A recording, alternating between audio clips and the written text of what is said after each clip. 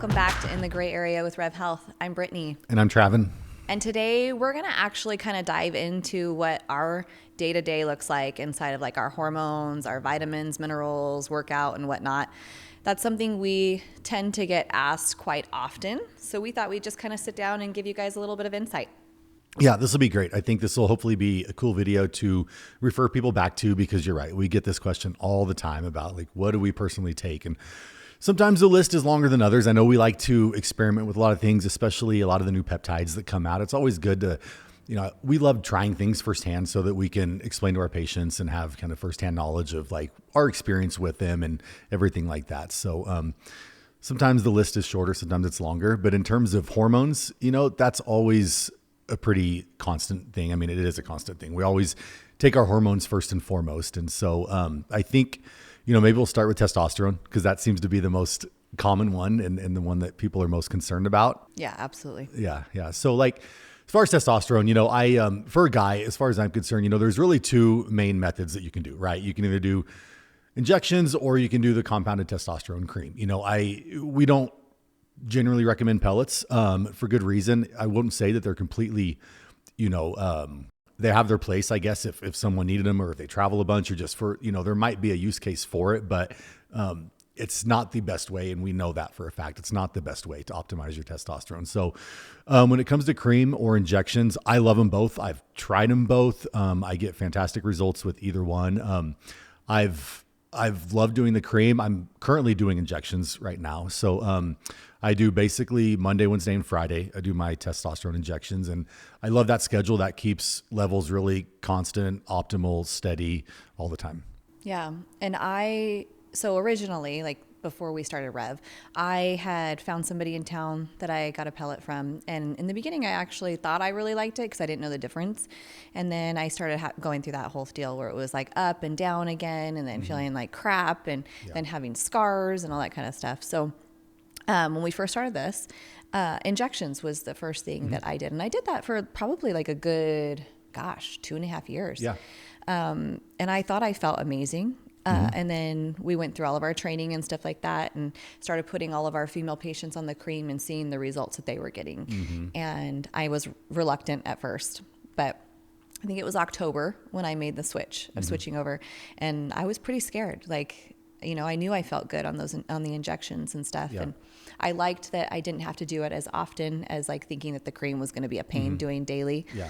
But once I started, it didn't take long at all to where my levels that I could achieve on the cream and not have any of those like negative side effects that I would feel sometimes when I would try to titrate up on my injections. I wasn't getting those same negative side effects with the cream.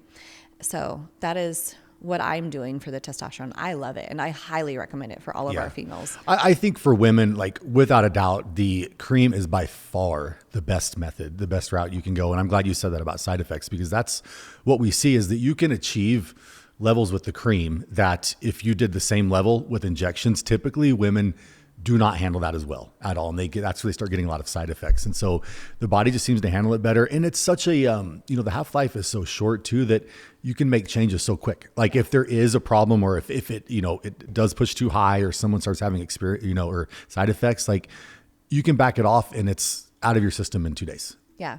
So most of the time, we always recommend applying to the labia. But if there is any sort of like irritability and stuff, because we don't tend to see that with our men, it tends to do the opposite. But with our females, like we need to go slower and titrate slower. And that's what is really cool about the cream, because we can apply it to a different area of the body or break it up. And so that's, I think that's one of the unique things that I see with us versus other places and typical routes of administration with the cream is that most of the time it's just topically and it's not specifically to the labia. And I think a lot of people are missing out on those extra benefits and the extra kind of like sexual benefits that you get with applying it to the labia versus, let's say your arm or the back of your knee or some of the other common places.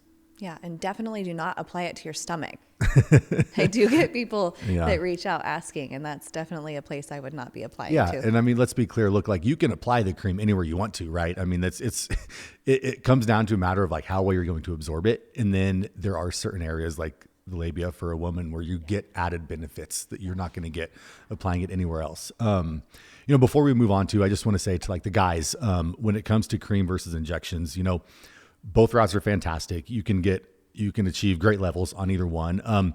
I will say that if you are using the cream, like you really have to make sure you're following directions and you're applying it twice a day and you're not rinsing it off right away, because you'll get great results. But if you don't follow the instructions properly, like you can really get not good results at all. And it can actually, you can get a bad experience from it because you're not getting the optimal levels that you need. So that is something to consider. And also one of the unique things I've seen for men that maybe are in a more of a poor state of health, for guys that are, pretty overweight, not healthy, they're trying to get there, but they're not, and they come to see us.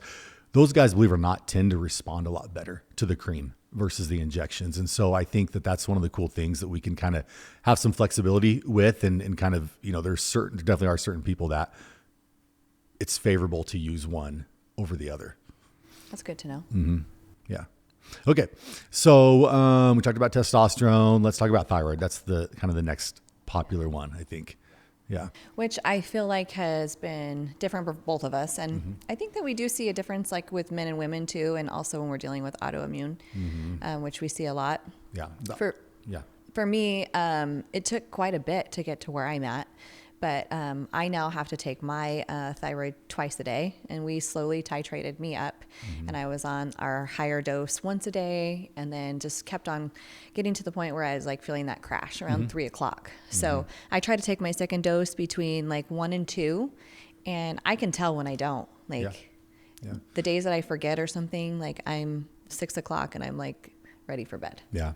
I take it twice a day too. I think that's something that is probably not very common. I don't see a lot of other places doing that. I don't hear of a lot of other people doing that, but like you had mentioned the autoimmune component. And so, anyone with autoimmune and specifically like Hashimoto's, those patients tend to respond very well to the twice a day dosing. Like you said, just for the kind of like preventing the fatigue. And one of the reasons for that is the T3 in the desiccated thyroid that we use, which like we said, we know is the active thyroid hormone, but the half-life is so short on that sometimes that the twice a day dosing becomes necessary for some people to kind of maintain steady levels and feel the benefits, all day long, rather than just kind of like burn out halfway through the day. Yeah. Are there any other added benefits from it? Yeah. So in terms of like metabolic parameters, even though we don't technically prescribe thyroid for weight loss, but if someone has, is very overweight or has like severe dyslipidemia, we see like the twice a day dosing of thyroid really, really move those numbers a lot. And so if you have any of those conditions or any metabolic disorders, really, really ramping up your thyroid dosing and doing it twice a day is going to help a ton. Yeah, that's good to know.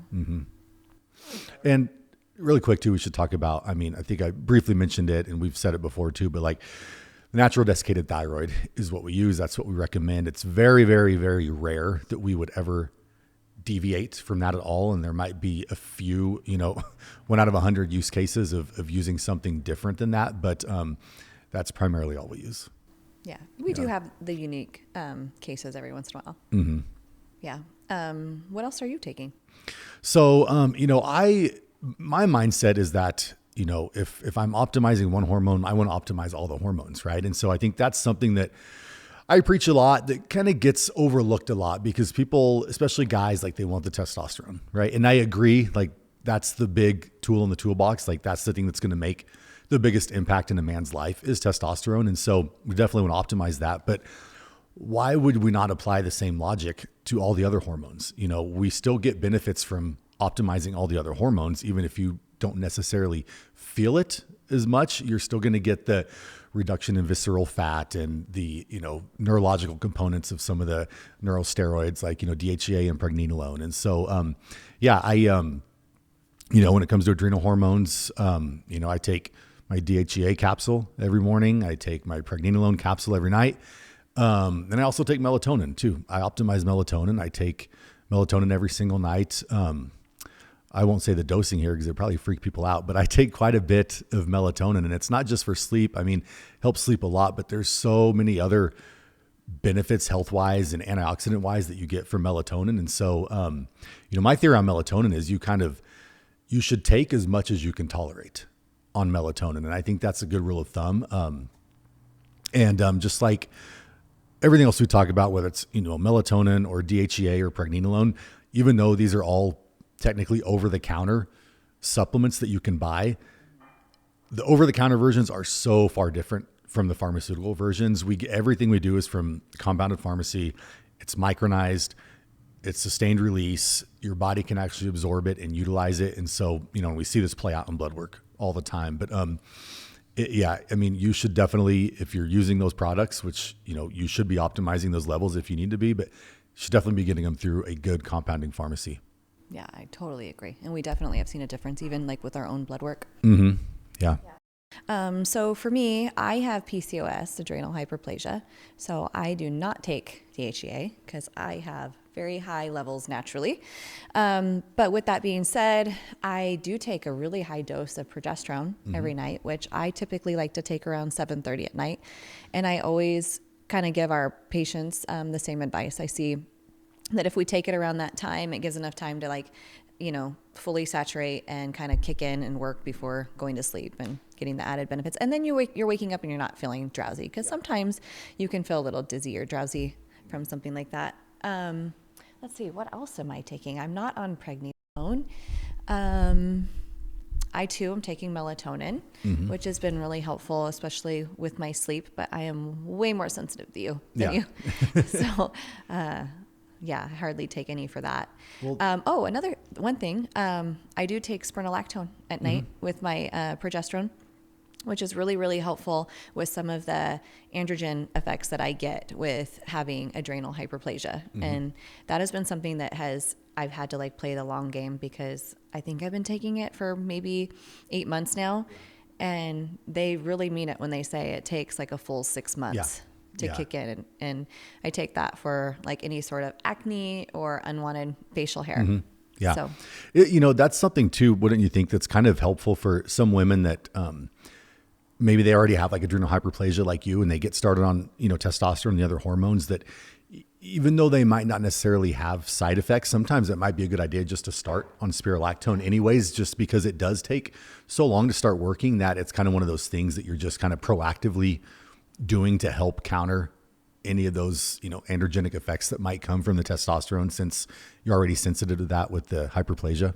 Yeah, absolutely. I think it makes a huge difference. And sometimes I'll have females reach out to me when they first start with us, and someone has already told them about it, which is pretty cool to hear, because I know I hadn't heard anything about that before. Yeah. Another thing too for me is I am very optimal. All my hormones, my blood work looks amazing, but I still have a really hard time absorbing. And a lot of that, I really highly think that it has to do with my PCOS. And so I started taking sublingual progesterone in the morning. So I didn't want to double up at night, because I was worried about the drowsiness and stuff like that. And that's been really helpful too. Yeah. Just overall and calming. So I'm excited to get my blood work done again since doing that, to see. Yeah. What would you say to the women that are afraid to push their testosterone levels higher because they think they think it might have the masculinization or the virilization effects? That's a really hard one. And I feel like I'm not somebody that's super careful with it when it comes to talking to our female patients about, because I am very passionate about it, and I know how much it's helped me, because I was that woman at home that had the aches, the pains, that with no libido, no drive, really just kind of functioning throughout life. And it took anything and everything just to get out of bed. So I've seen the benefits of how it can just turn your life around. So I always am telling women how beneficial it is and giving them all the reasons on why they should do it. But I also am telling them that they really need to trust the process, because we are not the same as men. So men, we're going to give a higher dose. Their levels are going to get to optimal way faster than we are. So it's something that we have to do really slowly, and everyone's different. So I always encourage our female patients, which, sometimes we get incredible results with our cream. So sometimes just on their follow-up labs, those numbers look incredible. We're saying 500-600 for these women that had none. Yeah. So it's a difference, though, like I said earlier, using creams versus using injections or using pellets. Yeah. I would say that the pellets to me is the most unhealthy way, because you're low, you're surging, and then you're going back down to low again. And then the injections, you know, you're still getting some of that up and down. And I feel like when the levels get even above like 200, you're getting some of those negative side effects with irritability and mood, unwanted hair, acne. Where with the cream, it's just such a constant, like more stable level that we really don't see any of those negative side effects. And it's just positive. Yeah. It's interesting when you break it down that way. And if you're talking to someone, it's almost like a no-brainer. Like when you say that, like, why, okay, what would you choose if you can have something that's going to shoot your level up really high, right? And then it's going to come down, and then, okay, now we have to wait until you feel like crap again. And then we're going to take it and push it really high again. And then in a few months, you're going to feel like crap, you know, and you go through this cycle versus why wouldn't you put on, just apply cream once a day? It takes 5 seconds and you literally have optimal, stable levels all the time.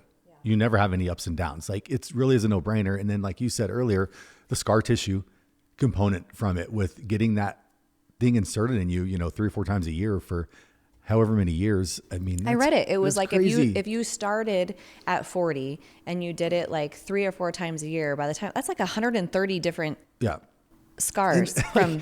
Again, I'm not trying to say that there could potentially be a use case for certain individuals to get the pellet for whatever reason. Like that might be if, like I said, if you're traveling, maybe for the military or something, but like it's easy to take cream.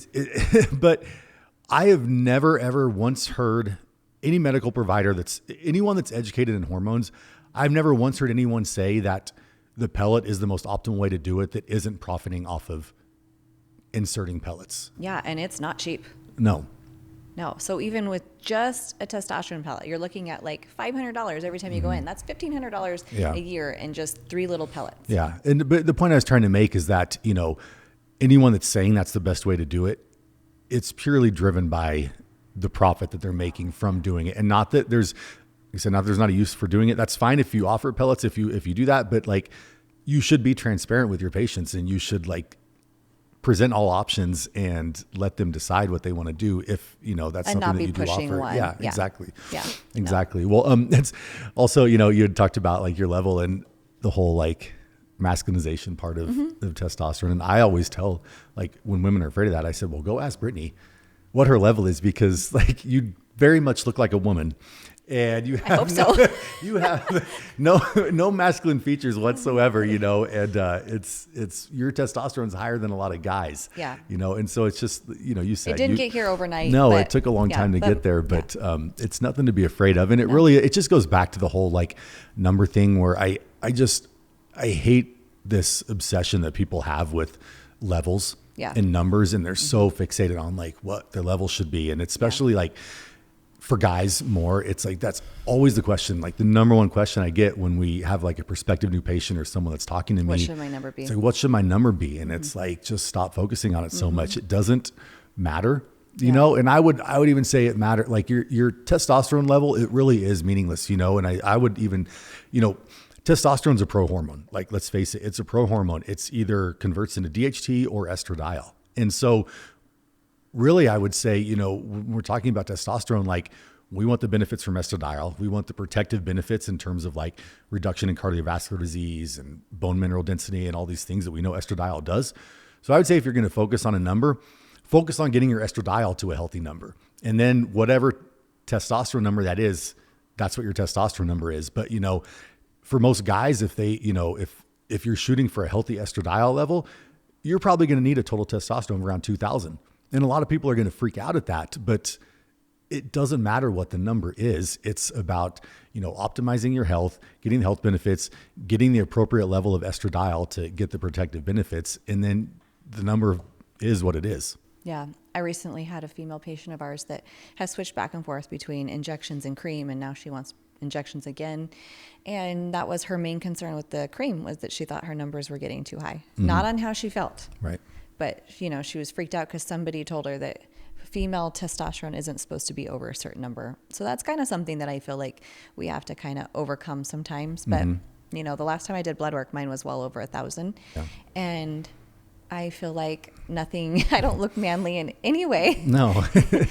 I still sound like myself. I think Yeah. that's also another concern that we hear from people. But yeah, outside of the hormones, we really always encourage people to look into like Quicksilver or orthomolecular for the vitamins and stuff. We personally take a lot of Quicksilver. It's liposomal. So maybe you can kind of explain that a little bit. Yeah, I mean, Quicksilver makes fantastic line of supplements. Liposomal, you hold it under your tongue, it gets absorbed directly into the bloodstream. So you actually utilize a lot more of the, vitamin or mineral, whatever product you're taking versus something that's capsulated. I like that they have a lot of their own, research studies in terms of like the absorption rates of all of their products. And it's just, we see it in our blood levels, like vitamin D, for example, like we see like levels we achieve on their supplement every single time. Like there's really no variation. Like it's always very consistent. And so we love their products. Of course, we love like all the first form products for, like the protein powders and the creatines and the workout based products. We recommend them a ton and use them a ton. Yeah, we're loving their new clear protein That's powder amazing. too. That's the best protein I've ever had. Yes. Hands down. I love it. It's just so easy to drink. Yeah, absolutely. Just kind of going back really quick to Quicksilver, one thing that's really cool about it too is that it really is one of those lines that less is more. And so, just taking the ultravitamin, then you don't have to take everything else because it's really like an all-in-one. Yeah, which is like all the B vitamins and the D. Yeah, because it gets so overwhelming when you have to take your multivitamin and your B's and your D's and like all this other stuff. So that's really cool that they have condensed it into one like that. Yeah. And their magnesium too. We've seen incredible results, especially using their new one. Yeah. Maybe you can kind of just give a little bit of information on like some of the peptides that we've tried, we use, and how we cycle them and stuff. So yeah, I'll kind of keep it brief because that is one of the questions we get a lot, especially with when someone comes, they start out and they get on our hormones. And once they kind of get their hormones dialed in, that's generally the next question. It's like, okay, like what else can I do? Like what's the next step? And so for me, like the first thing I like to recommend is NAD. For patients, if you're just kind of looking for something kind of non-specific, that's just, okay, what's something I can take to just kind of overall help my wellness and sense of well-being and just energy, because energy levels are a big thing for people. But NAD injections are one of those things you can actually feel. You can feel it working. And so that's why I like to recommend it, because people like that. They like to know that it's working. And I think that you just get a ton of benefits in terms of your just cellular health and energy production. And so that's just kind of a good catch all, just great, supplement next step to take. When it comes to peptides, there's so many now. And we like to cycle through them just because of more of just experimenting and trying them out and seeing what we like and what we don't like and what we can recommend. And so that list is constantly changing as new ones are coming out or they're taking ones away. But, that's something to just, inquire with us about if there's specific peptides that you're interested in or you just would like more information on. Yeah, and it's always interesting because sometimes we'll try some of the peptides and you'll love one that I don't necessarily love and vice versa. Yeah. So yeah, everyone's different. Yeah, I think one important thing to mention on the peptides is these peptides are something to use once you have everything else working and dialed in. It's kind of like the icing on the cake. It's an add-on. It's an add-on. Like you're not going to come in and, if your hormones are messed up and you're unhealthy and it's like, oh, I want this peptide and think that that's going to really do anything at all, because it's probably not going to do anything except waste your money. Yeah. So it's when, you get your hormones dialed in, your nutrition's on point, you're exercising, you're overall healthy, then you can add in some of these things for specific purposes that you're looking to kind of optimize further. Yeah.